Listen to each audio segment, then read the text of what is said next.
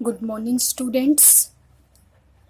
Our chapter name is Rural Development, class 12th. Today, we will start our new topic, and our topic is sources of credit. Now, there are two types. First is non-institutional source of credit, or second is institutional source of credit. Source of credit may be classified into two parts.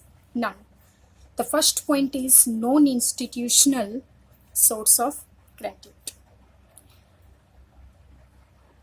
These are conventional source of finance in India. अगर हम non institutional source की बात कहें तो ये जो source है India का वो कैसा सोर्स है? Conventional source. कन्वेंशनल का मतलब है बहुत ज़्यादा ओल्ड है, बहुत ज़्यादा पुराना सोर्सेस को माना गया है।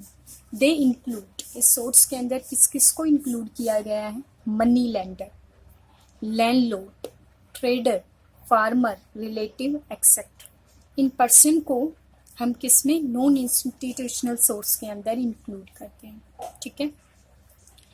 These money lender exploit farmer, but ये मनी लेंडर क्या करते हैं? एक्सप्लोटेशन। एक्सप्लोटेशन का मतलब क्या होता है? किसी भी उनको कष्ट देना, क्राइसिस अराइज करना फार्मर के लिए। ठीक है। एक्सप्लोट, इसको हम शोषण भी कहते हैं हिंदी में, शोषण करना, यानी वो फार्मर को क्या करते हैं? एक्सप्लॉइट करते हैं। And indulges in various type of malpractice, और बहुत ज़्यादा मेल प्रैक्टिस का मतलब क्या है? भ्रष्टाचार करके, उनको अनसर्टिफाई करके क्या होते हैं? इंड्यूल्स का मतलब बहुत ज़्यादा हैप्पी होते हैं, खुश होते हैं, ऐसा वो करते हैं। ठीक है। अब देखो, now the first point is they are charge exorbitant rate of interest. Exorbitant means high rate of interest.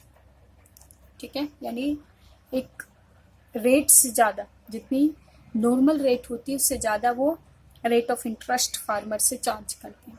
Now the second point is they manipulate accounts and often impose unfavorable condition for granted a loan. वो क्या करते हैं?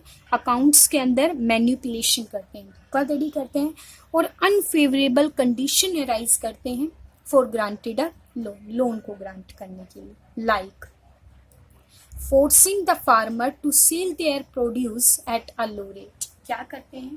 इस तरीके से farmer के ऊपर condition impose करते हैं कि फार्मर क्या हो जाते हैं? फोर्स हो जाते हैं, मजबूर हो जाते हैं, उसे इन तरीके से प्रेशराइज किया जाता है to sell their product at a low rate. वो अपने प्रोडक्शन को, जो भी वो प्रोडक्शन करते हैं, उसे लो रेट पर इन मनी लेंडर को सोल्ड करने के लिए कंपेल हो जाते हैं।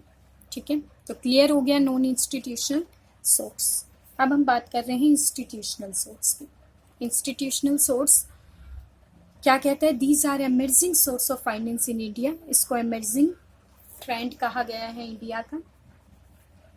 The institutional source of credit agriculture finance comprise cooperative credit society, regional rural bank, commercial bank and other financial institution. तो ये इंस्टीट्यूशनल एग्रीकल्चर के लिए फाइनेंस प्रोवाइड करते हैं, और इनमें हम किस किस को इंक्लूड करते हैं? लाइक कोऑपरेटिव क्रेडिट सोसाइटी, ये फाइनेंस का काम करती है। रीजनल रूरल बैंक, ये भी फाइनेंस प्रोवाइड करते हैं। कॉमर्शियल बैंक, ये भी एग्रीकल्चर के लिए फाइनेंस की फैसिलिटी प्रोवाइड करते हैं। एंड अदर फाइनेंशियल इंस्टीट्यूशन, इसके अलावा भी काफ़ी सारे इंस्टीट्यूशन हैं जो फाइनेंस की फैसिलिटी प्रोवाइड करते हैं। Now the first point is commercial bank. After the nationalization of bank in 1969, commercial bank have devoted considerable attention to provide credit to agriculture. It means that, ठीक है, nationalise किया गया bank को कब? 1969 के बाद। जब वो नेशनलाइज हुआ, कॉमर्शियल बैंक ने डिवोट कर दिया। क्या डिवोशन किया उन्होंने? Full attention to provide the credit facility. उन्होंने सिर्फ और सिर्फ फोकस किया कि क्या किया जाएगा? क्रेडिट फैसिलिटी प्रोवाइड की जाएगी। किसके लिए? एग्रीकल्चर सेक्टर के लिए, फार्मर को ज़्यादा से ज़्यादा क्रेडिट फैसिलिटी देने के ऊपर इन्होंने फोकस किया, ठीक है।